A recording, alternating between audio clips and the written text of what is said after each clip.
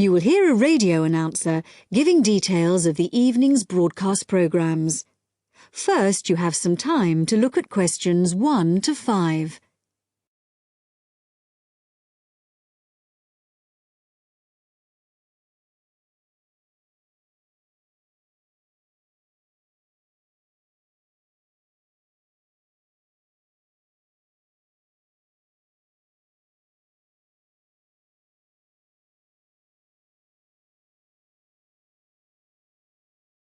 Now listen carefully and answer questions 1 to 5.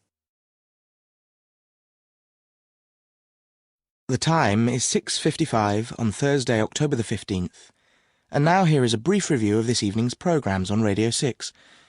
Starting in just a few minutes, at 7 o'clock, we have the first programme in our new series, Animal Talk, a documentary with Laura Martins and Jeff Burns.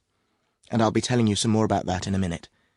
Then at 7:50 there will be a broadcast on behalf of the Rare Species Protection Group, telling you about some of the work they're doing to preserve endangered species.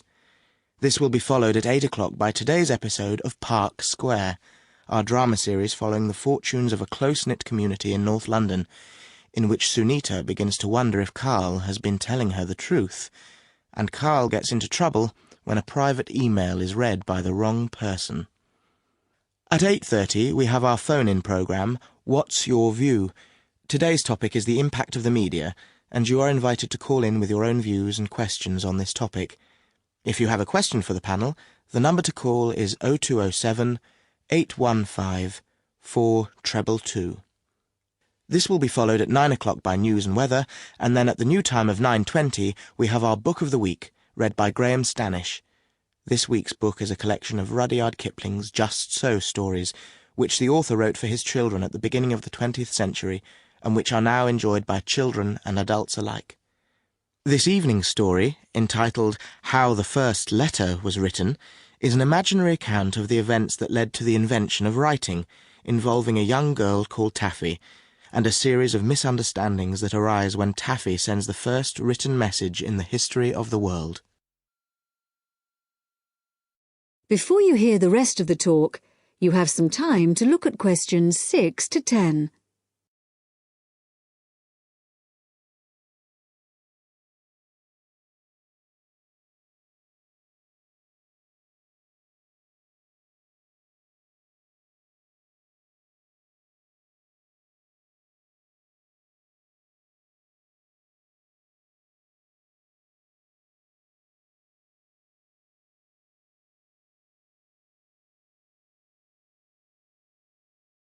Now listen and answer questions 6 to 10.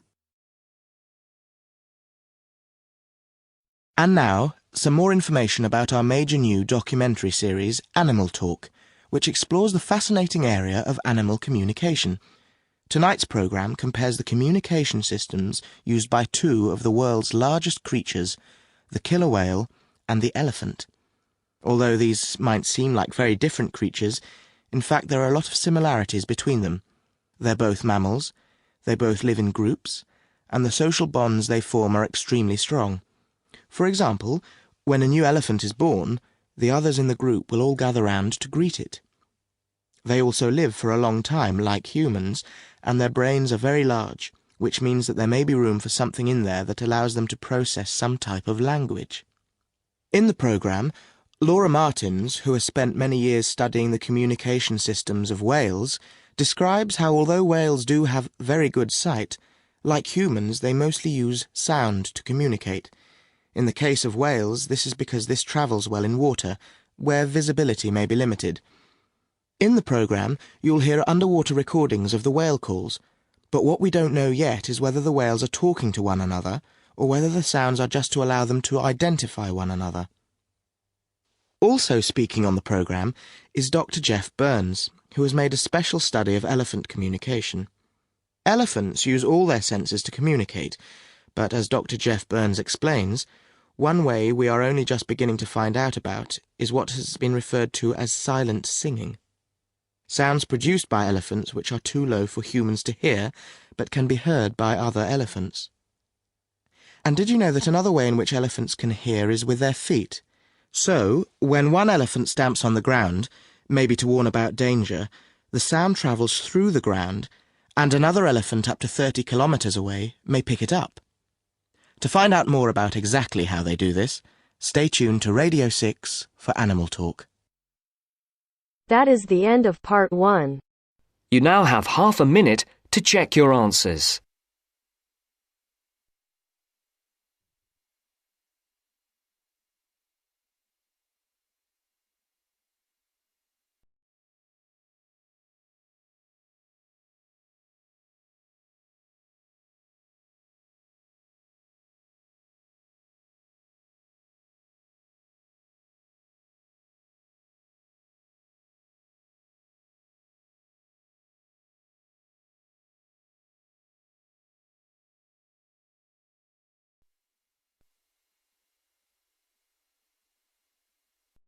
Now turns to part 2.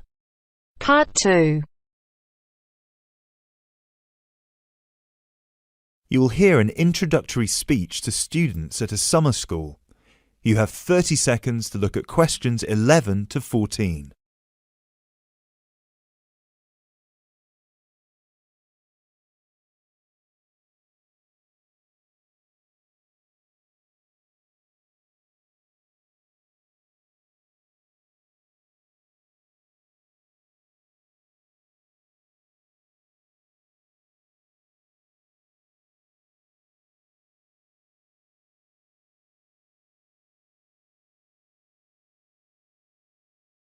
Good morning, everyone, and welcome to Climb Summer School. Now, I know most of you have travelled a long way to get here, and you're probably looking forward to settling into your rooms. So I promise I won't keep you long, but we've got to get through this very brief induction just to make your stay here as pleasurable as possible.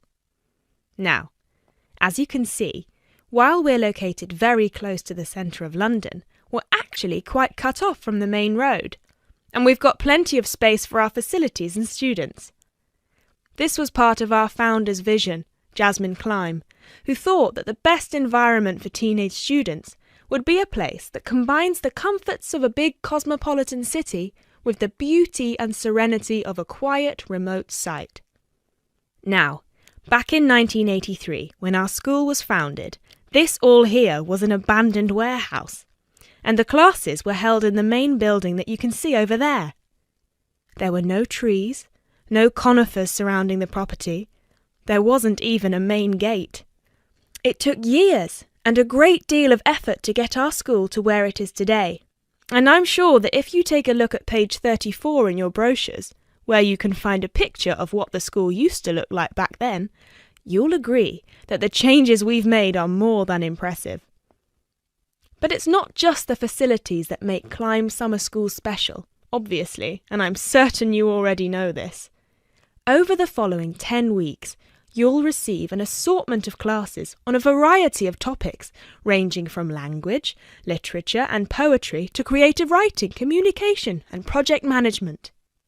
All of these modules have been designed to improve your chances of getting a place in the universities of your choice, while also giving you the opportunity to learn, excel, and of course, also socialise with people from all over the world. I can tell you, just among the 30 of you, we've got about 21 different nationalities. So what happens now? First of all, I'll be handing out a map of the premises for you to have a look at, and explaining where everything is. Once we're done here, you'll all be taken to your rooms where you can unpack and relax for a couple of hours. And later on, we'll be having our first activity of the day, a mix and match lunch in the main hall, where you'll have the chance to meet your new classmates. Later on in the afternoon, we'll be handing out your first project assignments and splitting you into teams. And tonight we'll be having our very first film night, starting with an early 20th century special.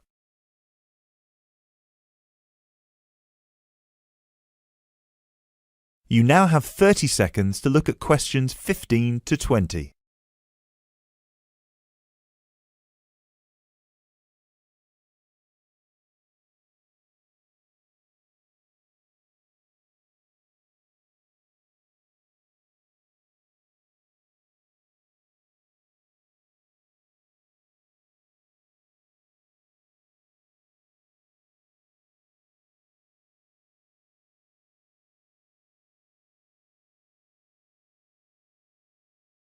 So, let's get on with a map. You've already got a version of it in your brochures, so if you can open them to the last page so we can have a look. Very well. As I showed you before, the actual school is right over there in the middle. That's where you'll be having most of your classes. Adjacent to it, you'll find the main hall, which is where we'll be hosting most events, such as today's lunch. On the left from the main building, you'll find a smaller building, which is where the accommodation and welfare offices are located. This is labelled as the garden office at the front, and it's easy to spot because it has a green door. Each of you is assigned to a different residence hall. We've got 3 residence halls in total, 1 on the left and 2 on the right. The one right next to the garden office is Ursula Hall, named after our founder's sister, while the other 2 are Peter Hall and William Hall. Now, as you can see, there are 3 more buildings to the left of the semicircle here, and 1 more building on the right-hand side, next to William Hall. So that one, which is shaped a bit like a dome, is the pavilion. This is where all your letters will be delivered, and in the basement floor you'll also find a laundrette. Please make sure you've got plenty of £1 coins, as you'll need one for the washing machine and another for the dryer. And that row of buildings on the left, the one closest to us here at the gate, is the canteen, where you'll be able to buy snacks as well as breakfast, lunch and dinner, on days when we don't have an event with food provided. The next one is the gym, which is open from 7 a.m. to 8 p.m. from Monday to Friday, and until 10 p.m. at the weekend. And the last building, right over there, is the study centre, where you'll find plenty of computers and books, as well as a great selection of DVDs and magazines that you can borrow with only a small refundable deposit of £5. Now, please remember to keep your student card with you at all times, as you'll need it to access most of these facilities. That is the end of part 2. You now have half a minute to check your answers.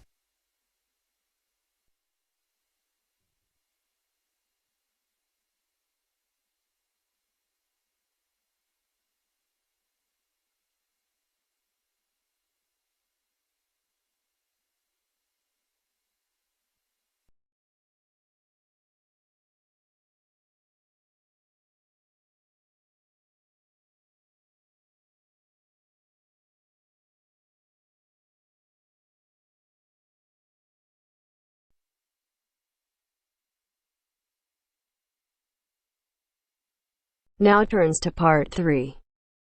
Part 3.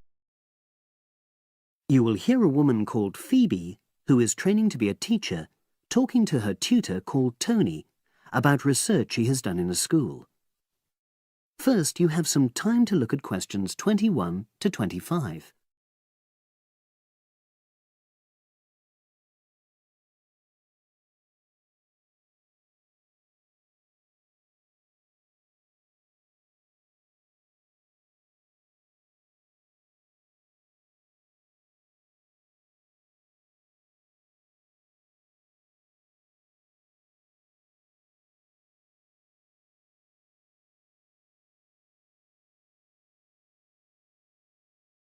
Now listen and answer questions 21 to 25. So, how did you get on with your school-based research, Phoebe? Well, it was exhausting, but really valuable. Good. What was the specific focus you chose? My title is Attitudes Towards Study Among 11 to 12-year-old Pupils. Right, and what made you choose that focus? Well, that's a bit difficult. Lots of my classmates decided on their focus really early on, mainly on the basis of what they thought would help in their future career, in their first year's teaching. So that's what helped you decide? Actually, it was that I came across a book written by experienced teachers on student attitudes, and that motivated me to go for the topic. OK. So what were your research questions or issues? Well, I wanted to look at the ways students responded to different teachers, particularly focusing on whether very strict teachers made teenagers less motivated. And from your research, did you find that was true? No, not from what I saw, from my 5 days observation, talking to people and so forth. OK. We'll talk about the actual research methods in a moment, but before that, can you briefly summarise what your most striking findings are? Well, what really amazed me was the significant gender differences. I didn't set out to focus on that, but I found that boys were much more positive about being at school. Girls were more impatient. They talked a lot about wanting to grow up and leave school. Very interesting. Yeah, it is. From doing the research, it was clear to me that you might start out to focus on one thing, but you pick up lots of unexpected insights. Right. Did you get any insights into teaching? Yes, certainly. I was doing a lot of observations of the way kids with very different abilities collaborate on certain tasks, help each other. And I began to realise that the lessons were developing in really unexpected ways. So, what conclusion do you draw from that? Well, I know it's necessary for teachers to prepare lessons carefully, but it's great if they also allow lessons to go their own ways. Good point. Now, I'm really pleased to see you doing this. Analysing and drawing conclusions based on data. But surely this isn't proper data. Because it's derived from such small-scale research. Well, as long as you don't make grand claims for your findings, this data is entirely valid. I like the way you're already stepping back from the experience and thinking about what you've learned about research. Well done. But I know I could have done it better. As you become more experienced, you'll find ways to reduce the risk of difficulties. OK. Now you have some time to look at questions 26 to 30.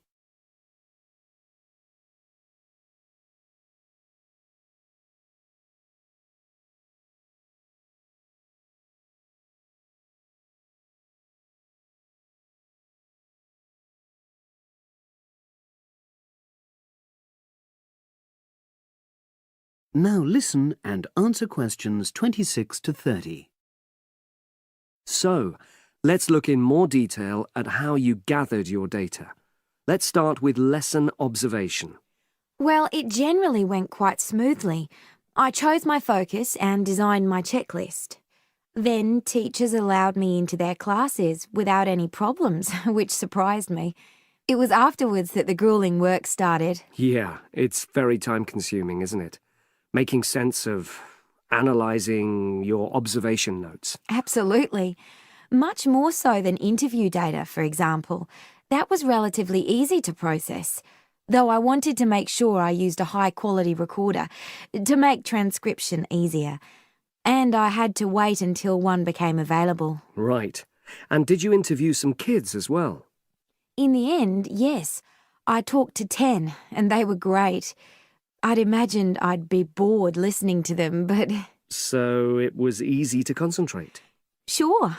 One of the teachers was a bit worried about the ethics, whether it was right to interview young pupils, and it took a while for him to agree to let me talk to 3 of the kids in his class, but he relented in the end. Good. What other methods did you use? I experimented with questionnaires, but I really regret that now. I decided to share the work with another student, but we had such different agendas it ended up taking twice as long. That's a shame. It might be worth you reflecting on ways you might improve on that for future projects. You're right, yeah. OK. And the other thing I did was stills photography. I didn't take as many pictures as I'd hoped to. Lack of time? It's pretty easy just snapping away, but I wanted each snap to have a purpose, that would contribute to my research aims, and I found that difficult. Well, that's understandable, but remember...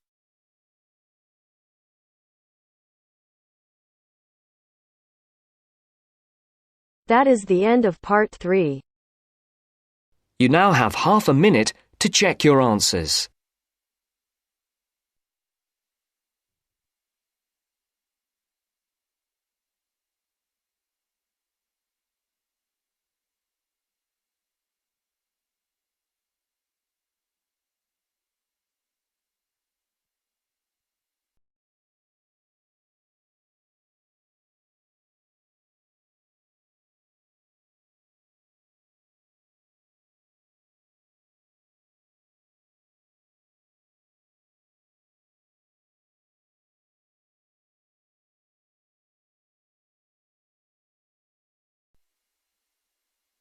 Now turns to Part 4.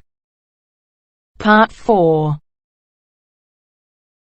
You will hear a lecture about English language. You have 30 seconds to look at questions 31 to 37.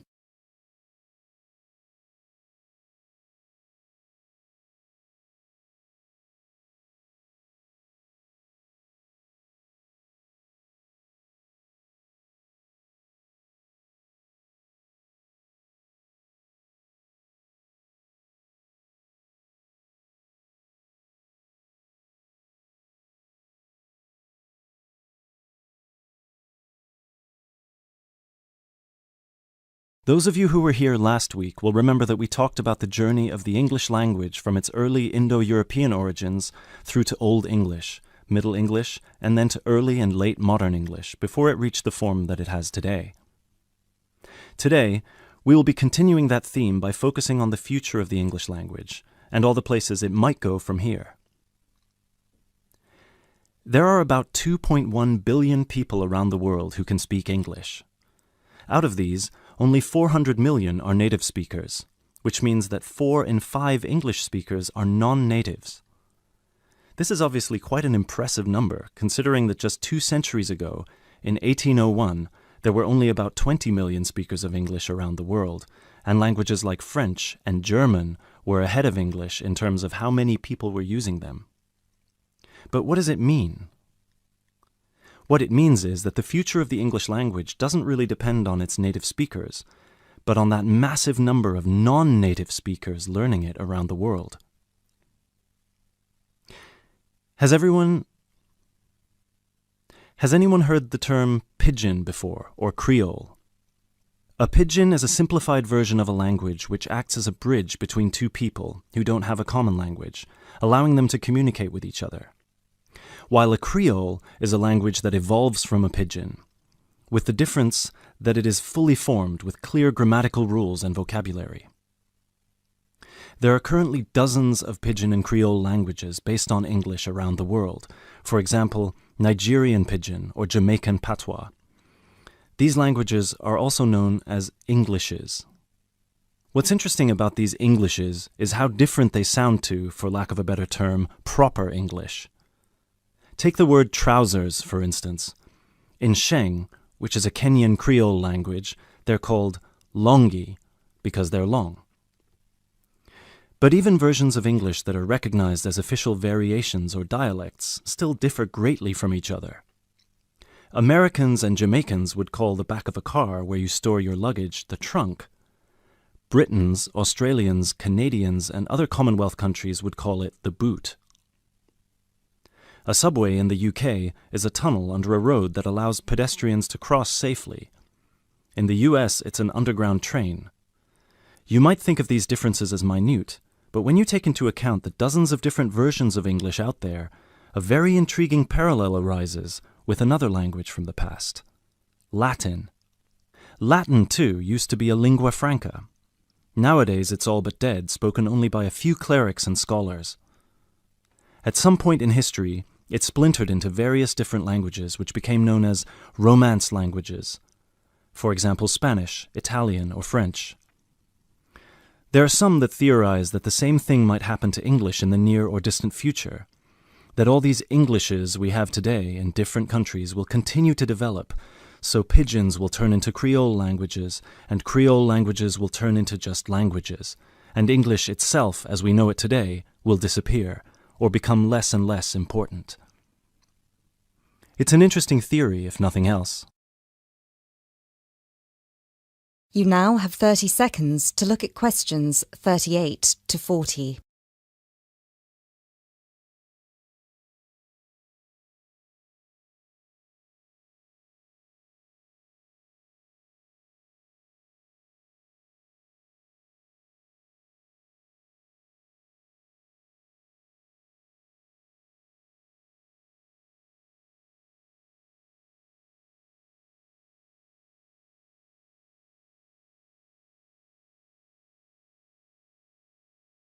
It makes sense that, as English grows in popularity, countries, especially those with a strong sense of identity and tradition, will develop their own versions of the language, marked by the idiosyncrasies of their culture.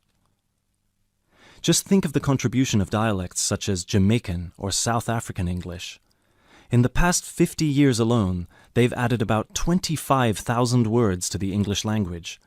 Most of these related to a local context that wouldn't have existed in English before the spread of colonialism. In terms of numbers, just those are enough for a brand new language. There are some flaws to this theory too, however. While it's true that Latin and English have a lot of similarities in terms of how they developed or have developed throughout history, there is one big difference. We currently live in an era of globalization. Today, you can be in India and stream an American film or TV series in seconds. You can be in Nigeria and listen to British music. You can be in Brazil and read a novel from an Australian author. Just a few centuries ago, this was unthinkable. So what's the other way that English could go? According to some experts, there's the possibility that it could maintain its status as the world's global language, but with a few differences. Already today, most conversations in English occur between non-native speakers. While many of these might be fluent, the majority probably only have an intermediate understanding of the language, devoid of the nuances, colloquialisms, and complex collocations that native speakers employ in their interactions. This means that over time, English could turn into some sort of world speak, the official lingua franca for the entire world, but in a simplified form. Some scholars have even started trying to develop that version of English by selecting the most useful words in the English vocabulary for non-native speakers to learn. Robert McCrum has compiled a comprehensive list of 1,500 words, for example, a version of English that he calls Globish. And what about traditional native speaker English? It might continue to exist, but lose its popularity, as the previous theory suggests. There are many more theories about the future of the English language, of course.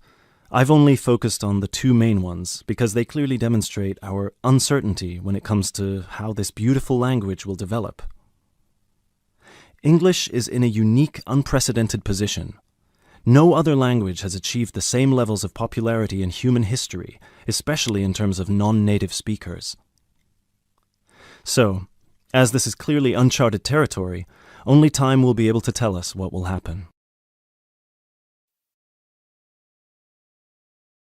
That is the end of part 4.